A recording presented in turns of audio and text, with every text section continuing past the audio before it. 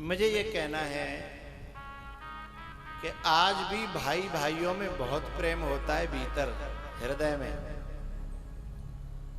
बहुत प्रेम होता है, लेकिन उस प्रेम पर इतनी चोटें दी जाती हैं। उस प्रेम को तोड़ने के लिए झूठी सांची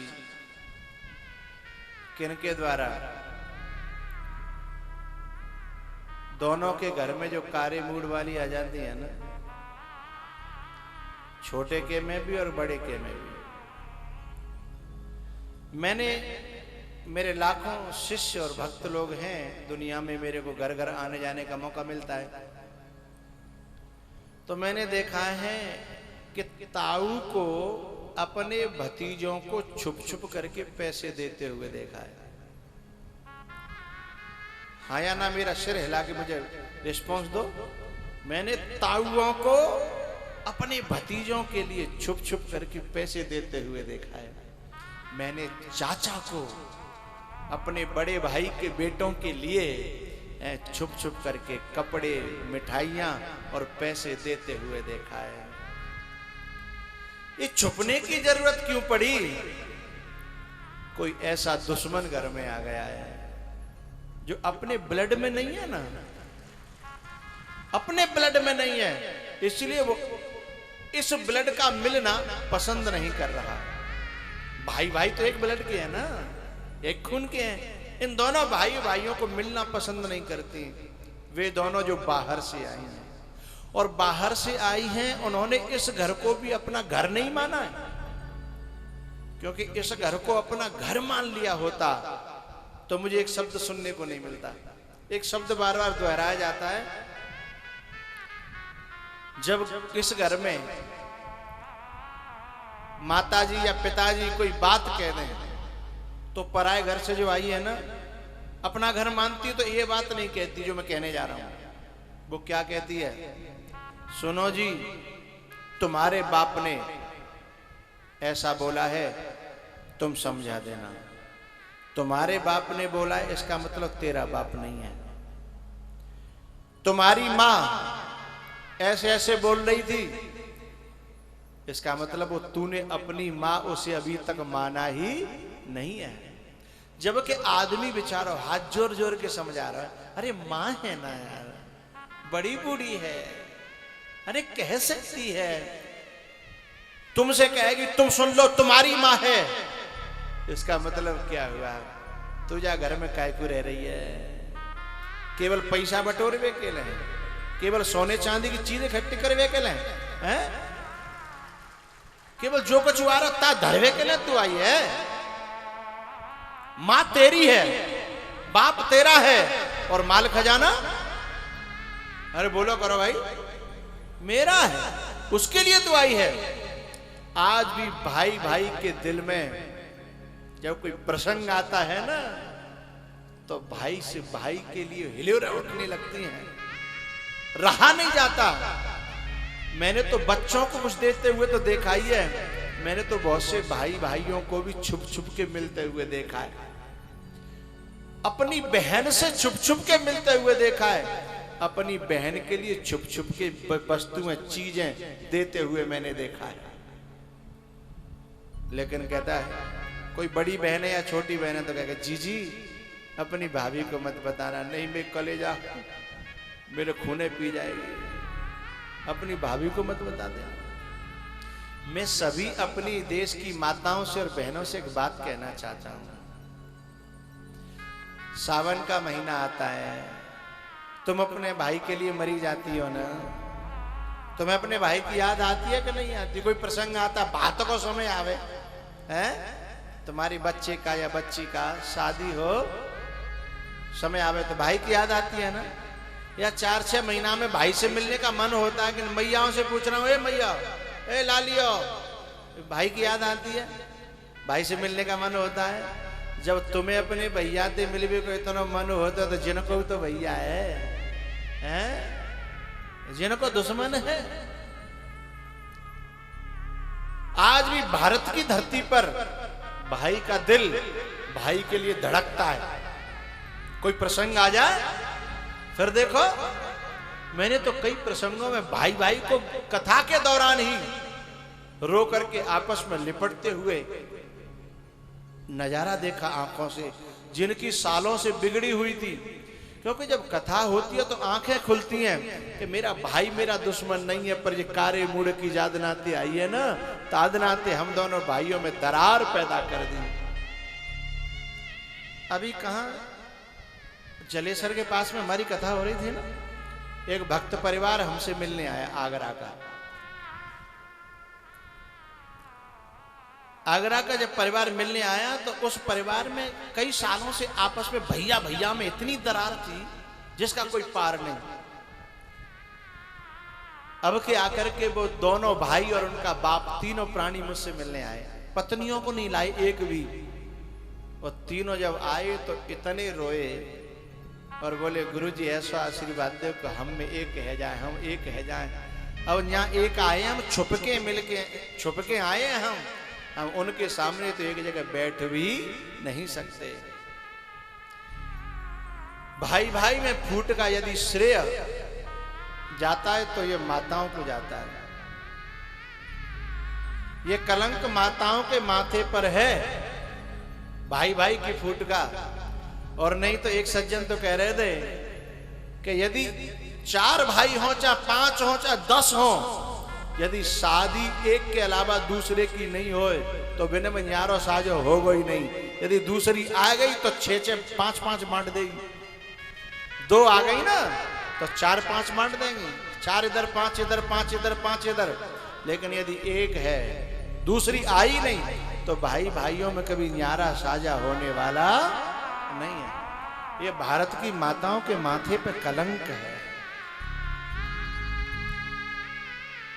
भाई पे गैर कोई अकड़े, भाई को गुस्सा आए।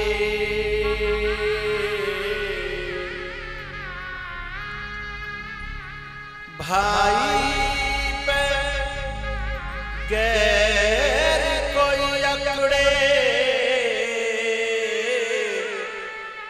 भाई को गुस्सा आए।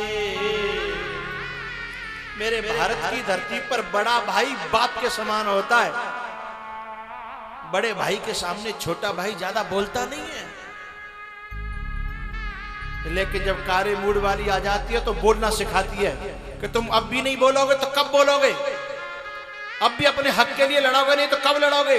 अपने भाई से ही लड़ने की ट्रेनिंग देती है और 1 आधा घंटा नहीं देती। जब भी मौका मिलता है ट्रेनिंग चालू, जब भी मौका मिलता है ट्रेनिंग चालू।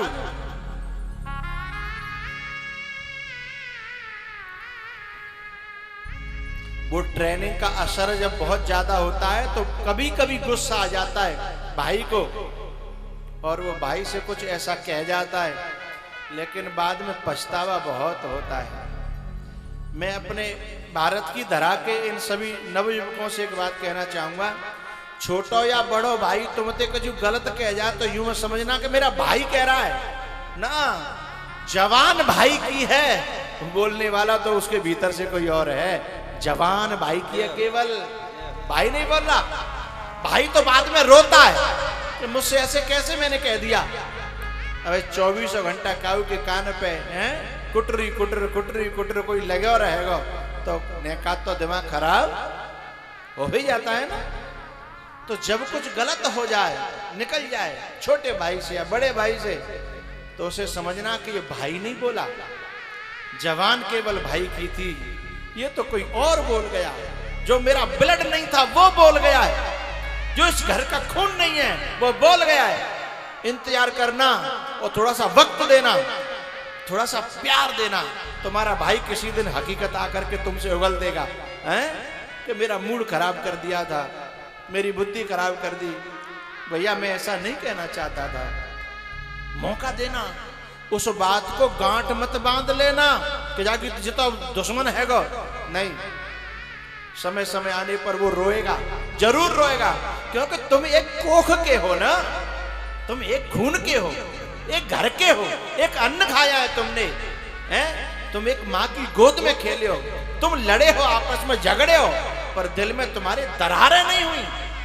दरारें डालने वाले तो बाहर के लोग आए। संत दुआ देते हैं और डॉक्टर दवा देते हैं। संत दुआ देते हैं, डॉक्टर दवा देते हैं।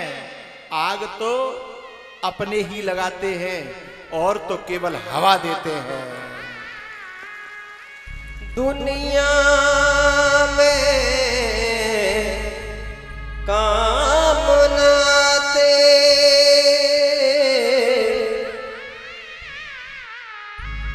दुनिया में काम नाते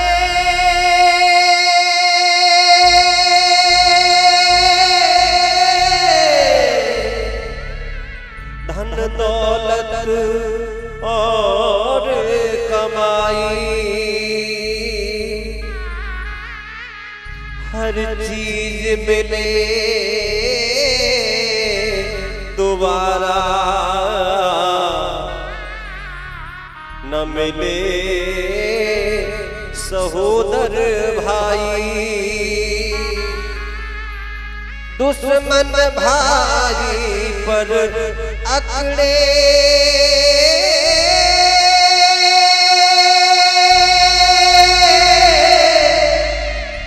तो भाई को गुस्सा आए। दुश्मन भाई बन जाए उसे कौन बचाए। माताओं के लिए मुझे एक बात कहनी है लास्ट में, बात समझ में आए तो जीवन में धारण करना, तुम्हारी काम बन जाएंगे। मुझे एक बात बतानी है बस। कभी कभी क्या होता है कि अपने देवर के संग पड़ोस से लड़ाई हो जाती है और अपने पति को गुस्सा आते हुए देखती है तो शांत करती है, अरे तुम क्यों जा रहे हो, वो करेगा भरेगा, तुम्हारी बात तो मानता नहीं है, तुम क्यों जा रहे हो, तुम बैठो घर, कहीं नहीं जाओगे। अपने देवर में और पड़ोस में लड़ाई हो रही है और अपने पति को रोक रही है। लेकिन मैं उस माँ से एक बात पूछना चाहता हूं, एक तेरा छोटा सा नन्ना सा भाई तेरी मायके में पिट रहा हो, तेरे को फोन आ जाए, तू यहां से भी भागने को तैयार क्यों होती है? यहां से भागने को तैयार होती है, तू तो वहां भी नहीं है, हैं? और तू उसके बड़े भाई को अपने घर में पकड़ के रोक रही है। आत्मौपम्येन सर्वत्र समम पश्यति यो अर्जुन। माताओं के सोचना चाहिए कि जब मेरे भाई के प्रति इतना लगाव हो सकता है तो इन भाई भाइयों में भी अपना एक लगाव होता है। उस लगाव का दुश्मन नहीं बनना चाहिए। कई बार तो ऐसे ऐसे लोग मेरे पास आते हैं, इतना आकर के रोते हैं कि गुरुजी मैं तो न पत्नी का भला हूं, न भाई का भला हूं और न मां का भला हूं। न तो पत्नी का भला, न मां का भला, न भाई का भला, मैं क्या करूं? ऐसे पेचीदा उसकी जिंदगी को फंसा दिया जाता है कि बेचारा कुछ कर नहीं पाता। तो मैं ये कहना चाहता हूं कि मां भी नारी है, पत्नी भी नारी है और बहन भी एक नारी है। झगड़े तो इन तीनों में होते हैं, और बेचारा फंसता है इनके बीच का एक इंसान, फंसता है इंसान। बहन कहती है मेरा भाई है, पत्नी कहती है मेरा पति है, और माँ तो कहती है कि मैंने तो जन्म दिया था, अब मेरो तो जामे कछु तो ही ना। तीनों आपस में थोड़ा सा समझ लें तो शायद घरों में नरक जो हो रहा है ना, वो नरक हट करके स्वर्ग आ जाए।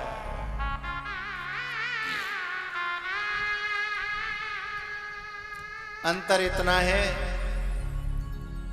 कि जब नारी अपने स्वार्थ के लिए, अपनी इच्छाओं की पूर्ति के लिए बुराई दूसरों में ढूंढती है, उस समय वो नारी नहीं होती, राक्षस होती है। और जब वही नारी अपने सुखों को छोड़ करके दूसरों के सुखों के लिए जीना चालू हो जाती है, उस समय वो नारी नारी नहीं होती, वह देवी कहलाती है, देवी। हाँ?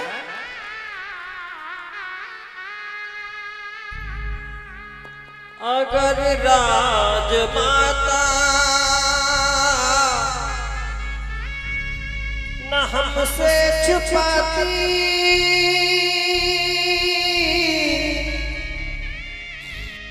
तो भाई से अटूट भाई चारा न जाता, करण जैसा भाई मारा न जाता, करण जैसा भाई मारा न जाता। समय का तो अभाव है, लेकिन मेरा मन कह रहा है कि इस प्रसंग को मैं थोड़ा सा और खोलूं। राजस्थान की एक छोटी सी घटना है। दो भाई थे, आपस में बड़ा प्यार करते थे, बड़ा प्यार करते थे। दोनों की शादी हुई, थोड़े दिन हुए बच्चे पैदा हुए, और जो पत्नियां आई थी आपस में एक दूसरे के दिमाग को खूब भड़काती, लेकिन उनके प्रेम में कभी भी कमी नहीं आई।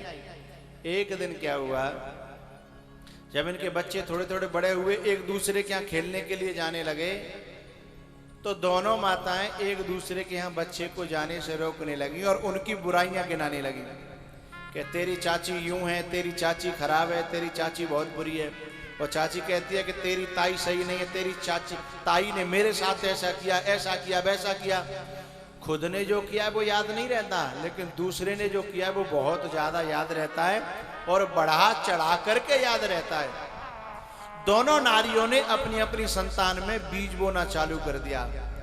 और सुनिए, ऐसा नियम है प्रकृति का कि प्रकृति में तो धरती में तुम बीज बोओगे तो अपने आप उपजेगा, उपजावे के लिए कुछ करवे की जरूरत नहीं है। और बस पानी मिलता रहे तो फिर वह बढ़ावे के लिए कुछ करना ना, वो अपने आप बढ़ेगा। बस बीज डाल दिए दोनों ने दुश्मनी के, और ये दोनों की संतानें ने बड़ी भाई तो आपस में लड़वे लग गए, और लड़वे लग गए तो इतनी दुश्मनी आ गई कि बोला चाली बंद। लेकिन ये दोनों भाई आपस में फिर भी छुप छुप के मिलते रहे, ये कह कह के सोच सोच के कि भैया बालक लिंग लड़ाई में अपन को कालेनो देनो है, अपन तो एक संग जन्मे, एक संग मरेंगे, एक संग रहे हैं। अब औलाद है, इन नारियों ने आकर के इसमें इनमें बीज डाल दिए बैर के। लेकिन बड़े भाई ने कहा कि भैया यदि जी औलाद ऐसे ही पनपत रही बैर को बीज इनमें, तो काउदना आपस में लड़ लड़ के मर जाएंगे और दुनिया तमाशा देखेगी। कछु कोशिश करो। तो छोटा भाई कहता है कि आज की संतान बड़े बूढ़ों की मानती भी तो नहीं है, हम करें तो करें का। बड़े बूढ़ों को तो पागल मानते हैं, बेवकूफ मानते हैं, यूं कहते सठियाए गए, हम कैसे उन्हें समझाएं। भैया फिर भी कोशिश करो। ये दोनों एक दूसरे को, इन बच्चों को मिलाने की कोशिश करते हैं, लेकिन वे घरवारी है ना, जितनी जी कोशिश करते हैं बाद दुगनी वो अपना बैर बो देती हैं। आखिरकार इनमें इतना बैर बन गया कि एक दूसरे के खून के प्यासे है गए, एक दूसरे के खून के प्यासे हो गए और बोला चाली बंद हो गई। एक दिन क्या हुआ, जो बड़ा भाई था ना बूढ़ा, इसी गम में उसको अटैक आ गया और वो खत्म हो गया। इस दुख में, क्योंकि बड़े बूढ़ों को जब अच्छा लगता, जब उनको परिवार भरो पूरा एक जगह रहे, तब उनकी आत्मा की खुशी का ठिकाना नहीं होता। और यदि अपनी औलाद में जब दुश्मनी होती है तो बड़े बूढ़ों को इससे ज्यादा कष्ट बिना रोटी मिले या न मिले, कपड़ा पहरवे को मिले या न मिले, पर औलाद एक जगह रहे, औलाद प्रेम से रहे, एक दूसरे की मदद करे, तो बड़े बूढ़ों को बहुत अच्छा लगता है। इस दुख में वो मर गया बेचारा बुढ़ा। जैसे वो मरा, खबर फैली तो जो छोटा भाई था ना, वो एकदम दौड़ा, लेकिन उसकी संतान ने पकड़ करके उसे किवाड़ों में बंद कर दिया। बोले हमारी दुश्मनी है, खबरदार तुम उधर गए तो हमारी दुश्मनी है उनसे। लेकिन ये बोला भैया के प्राण निकल गए और ऐसे में थोड़ी दुश्मनी देखी जाती है।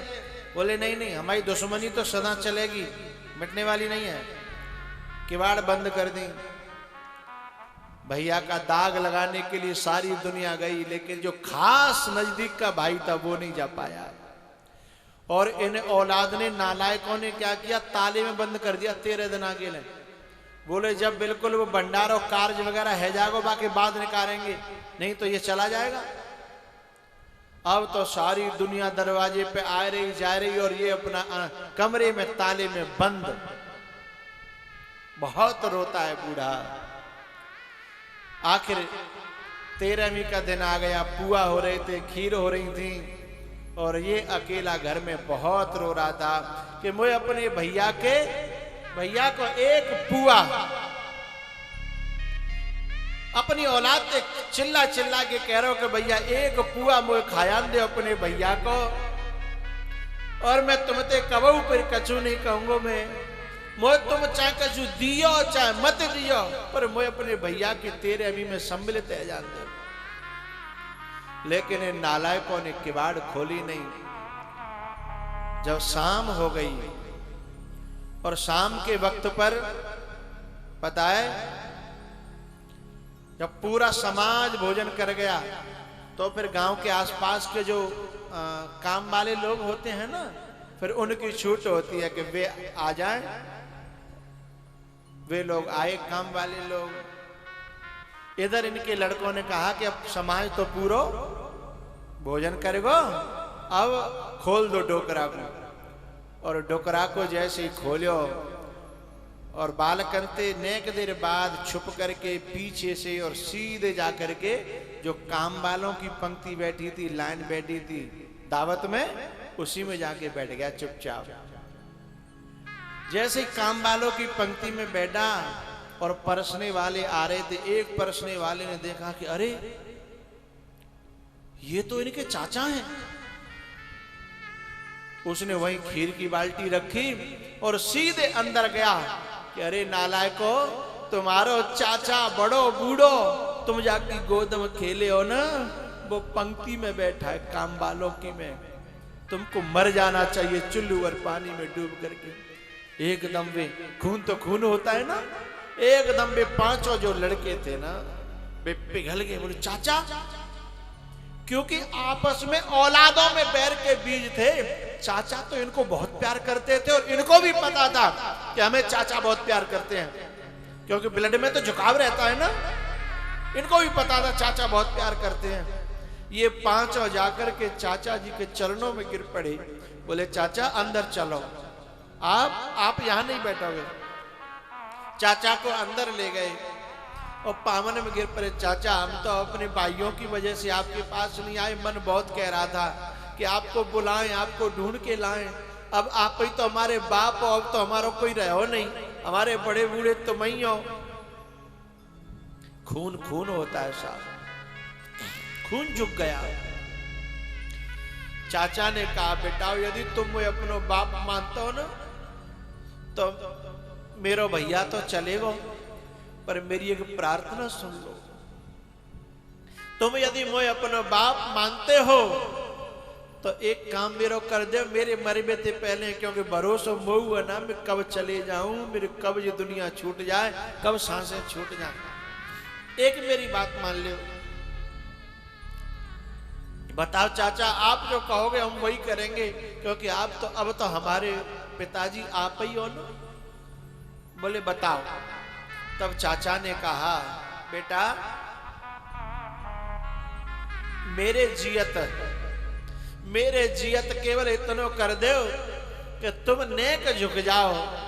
और बे तो मेरे पुत्र तो नालायक है ही, लेकिन तुम मेरे संग चलो और नेक झुक जाओ। मैं तुमने एक करवे के बाद फिर मरूंगो तो चैन से मर जाऊंगो नहीं, लेकिन मैं न तो चैन से जियो और न चैन से मर पाऊंगा।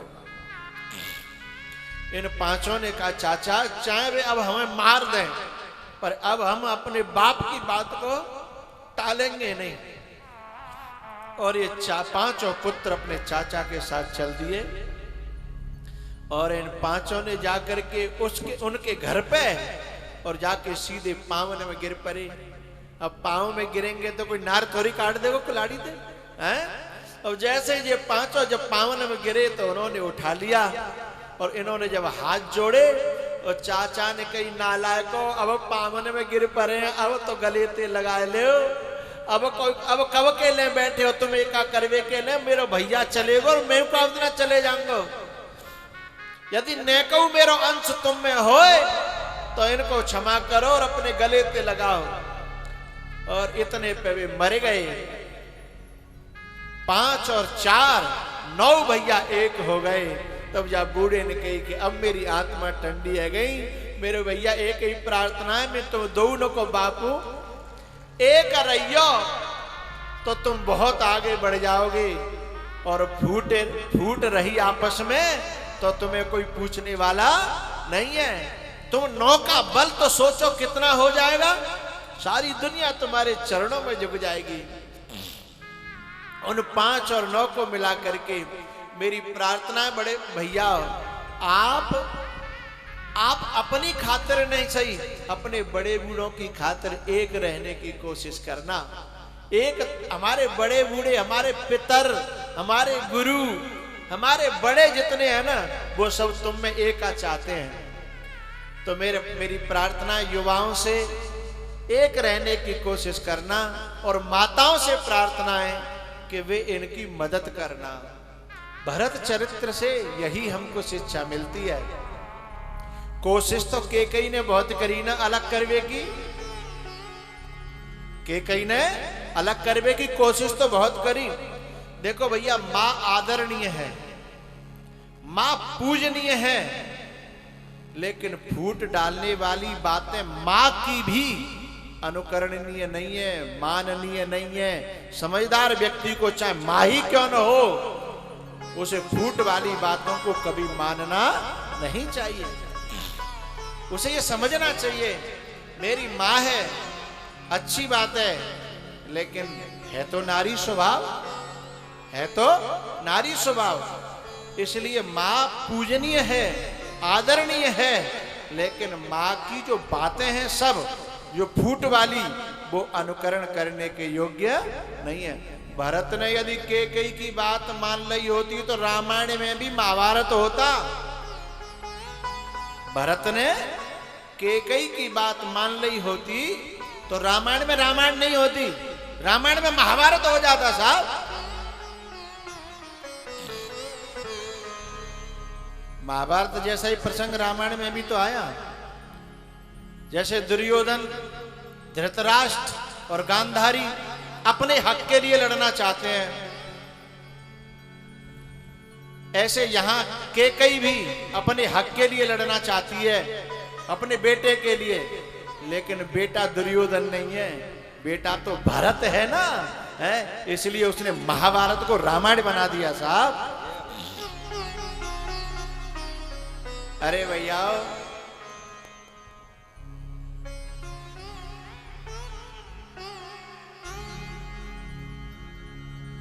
जोरू जमीन जर से करता है क्यों मोहब्बत, जोरू जमीन जर से करता है क्यों मोहब्बत, सब छोड़ने पड़ेंगे नहीं साथ जाने वाले।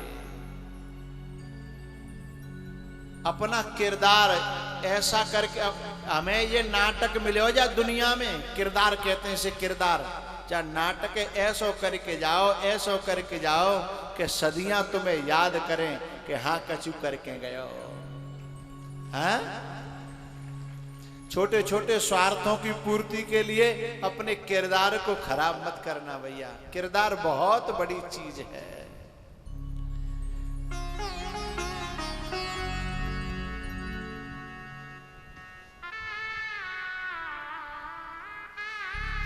कुछ काम करते जाना,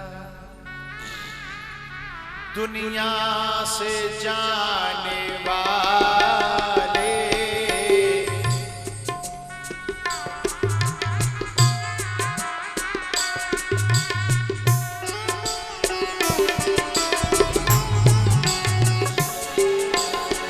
कुछ काम करते जाना, दुनिया से जाने वाले जाते हैं रोज लाखों, जाते हैं रोज लाखों, बेकार खाने वाले जाते हैं रोज लाखों।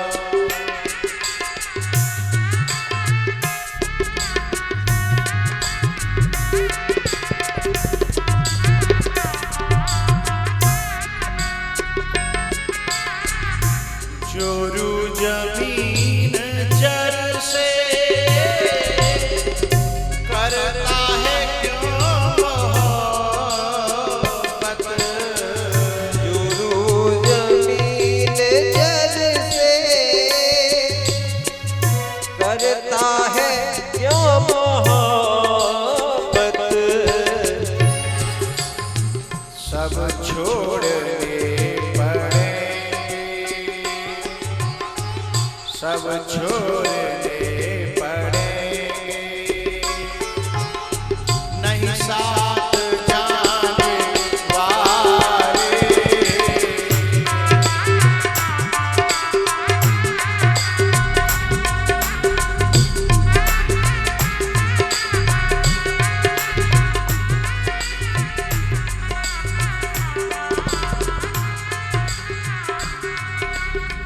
कुछ काम करते जाना,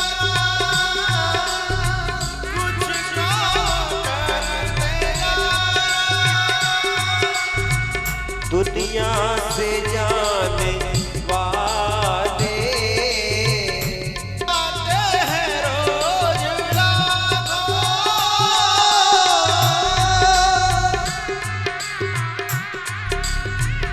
बेकार खाने वाले कुछ काम करते जाना।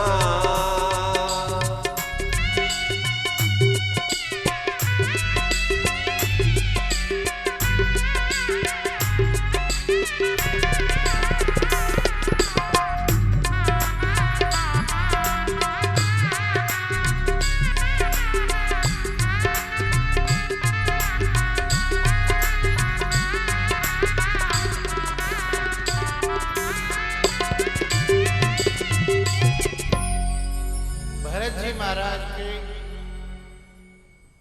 पूरे तन को राम जी ने अपने आंसुओं से भिगो दिया कि भैया तू यहां चल के क्यों आया।